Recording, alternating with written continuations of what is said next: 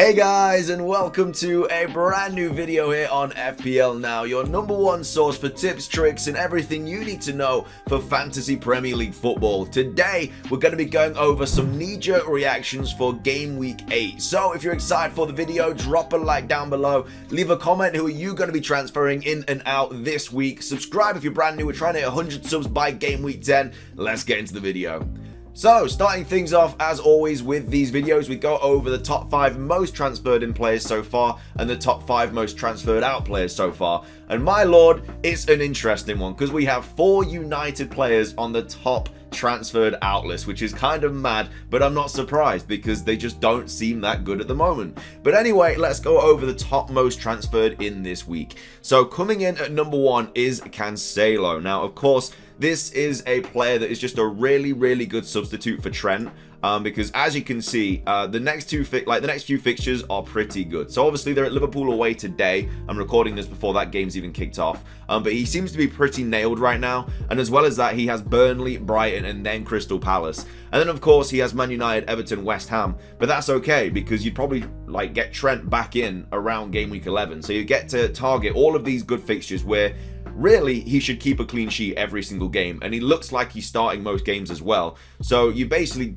not guaranteed, but you got a good chance of just getting 18 points right there. So obviously then he's got assist potential, bonus potential, anything like that. But yeah, a lot of people seem to be jumping on Cancelo and then just saving the money and then just going back up to Trent when obviously he's back and their fixtures are a little bit better, because Trent has Watford next week, which after the international break, which he might be back for, but then after that they've got United away, I do believe. So you don't really want Trent for that fixture because United are probably going to score. Like, Liverpool United is just such a massive game that there's usually a few goals in it. But yeah, I think that's why a lot of people are bringing Cancelo. Next up though, which is such a knee-jerk reaction, is Townsend. Well, I say such a knee-jerk reaction, but he's actually been popping off a lot. He's got 43 points so far this season, and as well as Dominic Calvert-Lewin and Richarlison both being out, just giving Townsend much more freedom to get forward. And a lot of people have brought him in, 61,000 people have brought him in. Obviously he scored at Old Trafford yesterday, and he's got some alright fixtures coming up. Like, West Ham at home isn't the best, but then he has Watford at home, who have just sacked their manager, and then he has Wolves away, Tottenham at home, and obviously Tottenham don't seem that good. Then of course he has Man City, Brentford, Liverpool, so you probably don't want him for that. But yeah, I think people are just kind of bringing him in to tackle these 3 fixtures here. And you know, he's on a lot of set pieces as well. He does score a worldie every now and again, so Townsend could be a little bit of a nice diffie. But yeah, he's actually scored quite a few points so far this season, so I'm not actually that surprised that people are bringing him in. Next up, we have Hwang, who obviously had a really good game yesterday. Insanity, scored 2. Jimenez got 2 assists. I'm surprised Jimenez isn't on this list because Jimenez is on pens, but I guess Hwang is so much cheaper. He's 5.5 mil. He's only owned by 2.4% of people. So if you had him yesterday, because this game week has been so bad up to now, I took a -8 and I came out, I think, with 34 points. I've still got a few players left to play today, and I still think I went up a green arrow by 100,000 places, which is kind of mad. I only took a -8 because obviously the Ronaldo rumors yesterday, I was like, oh, take Ronaldo out now, bring in Lukaku, because I was going to do it next week anyway.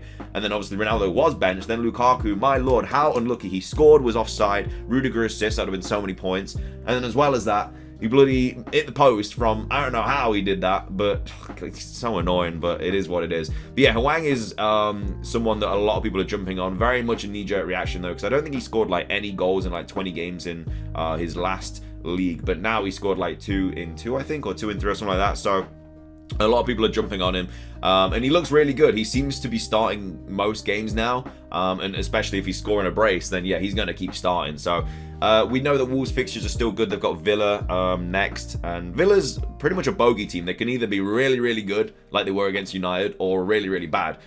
So it really depends how they are on the day. Lukaku up next. So this is obviously someone that a lot of people are bringing in because of everyone getting rid of Ronaldo. He has blanked in his last 3 game weeks though, but of course has some really nice fixtures coming up. Brentford away, Norwich at home, Newcastle away, Burnley at home, Leicester away. And then even United at home, I think, is a good fixture. And then he has Watford, then West Ham. You can literally hold Lukaku for so long. And again, we don't know if he's on pens yet, because if Jorginho is on the pitch, does that mean he takes them? And if he isn't on the pitch, does that mean Lukaku takes them? He was so unlucky yesterday. I mean, he should have scored at least 2, maybe even 3. But we've got Doucouré next. And again, this guy, he's a CDM, but my God, is he popping off? He got an assist yesterday. And he's just returning every week. And I don't know how. He's a CDM, but he's honestly got 3 lungs, I swear, man. Like, the engine on this guy is ridiculous. Like, he doesn't stop running. He's like another Kante. And he's just a really, really good asset at the moment. And again, we've already been over the Everton fixtures, but this guy is pretty good. And he's still getting returns, even though he's at CDM. So, yeah, I don't know. I understand why a lot of people are bringing him in. Obviously, he's already scored 43 points. So, yeah, maybe he is a little bit of an option now. But they are the top 5 most transferred in players for Game Week 8. Of course, we do have the international break next, so I would definitely hold off on your transfers for now, unless you're on a wild card. Obviously, a lot of people are wild carding because it's the international break and they've got a lot of problems to deal with. So yeah, if you're wild carding, you're fine. If you're not wild carding, don't make your transfers yet. We've got international break. So many injuries can happen. So many problems can happen in the international break, and it'll just change your whole team sometimes. So yeah, hold off. I know price rises are a thing, but it's just something you have to deal with, because you don't want to bring someone in and then them get injured and then have to bring someone in for them, take a hit. It's just the worst case scenario. Next up, though, the most transferred out players this week, and barring Trent because of his injury, they're all United players, which is kind of mad, because a couple weeks ago the most transferred in players was all United players. But yeah, Ronaldo, well, obviously blanked yesterday. He started on the bench, came on I think on like the 60-something minute, had like 30 minutes to do something, didn't do anything. And yeah, a lot of people are like, no, if he's even gonna be benched, like imagine having a 12.7 mil player and not knowing if they're gonna get benched like every other week. Like, I don't even know what Solskjaer's doing. Like, I'd say his job is kind of getting to the point where it's on the line. They got really, really lucky against Villarreal. They lost against Villa, and then at home to Everton, that needs to be a fixture you're winning, especially if you have Ronaldo. Why would you bench him? He benched Pogba as well. He obviously started Cavani. I don't know, man. I don't know what he's really doing. But yeah, a lot of people are transferring out Ronaldo now. Like I say, getting in Lukaku. I mean, the fixture swing is the reason for that. Trent is another interesting one. So he's expected back after the international break, when they do play Watford on the 16th of October. Now, Watford away obviously is a really good fixture, but then they have United, Brighton, which, again, Brighton are really, really good defensively. Then they've got West Ham, then Arsenal. Like, the fixtures aren't really, really good. Like I said, people are keeping Cancelo until around game week 11, 12, where you could probably get Trent back in, because they've got Southampton, Everton, Wolves, Villa. So that's kind of what a lot of people are doing. That's what I'm going to do as well. I'm bringing in Cancelo this week, as long as I have no injuries from the international break. And then as after the fixtures kind of get a little bit better for Trent, I'll bring him back in. I've got the money already stored to bring him back, so that's not a problem. So yeah, if you are getting rid of Trent and you want to bring him back in, make sure that you do leave yourself enough money. Greenwood, another player, got 1 point yesterday, I do believe, got carded. Still starting, but once Rashford's back, which he should be back after the international break, what does that mean for Greenwood? What does that mean for Sancho? Like, they've got too many attacking options, and they're just not scoring goals. Like, Bruno's obviously nailed, but apart from that, no one else is. Like, not even Ronaldo's nailed now. Greenwood isn't going to be nailed when Rashford's back, because Sancho can play on the right or the left. It's just one of those, man. Like, what happens with Greenwood? So yeah, I understand why a lot of people are getting rid of him.